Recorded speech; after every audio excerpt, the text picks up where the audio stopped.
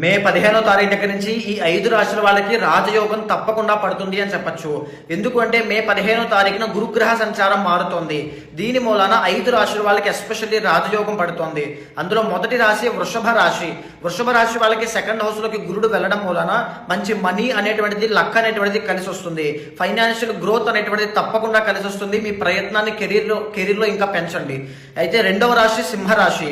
11th house లోకి గురుగ్రహ సంచారం రావడం మూలాన మ్యారేజ్ కోసం ఎదురు చూస్తున్న వాళ్ళకి ఖచ్చితంగా శుభవార్తలు వింటారు. సంతానం కోసం చూసే వాళ్ళకి కూడా శుభవార్తలు వినే అవకాశం కనబడుతోంది అని చెప్పొచ్చు. కెరీర్ లో కూడా ఖచ్చితంగా గ్రోత్ చూస్తారు. ఇక మూడవది తులారాశి.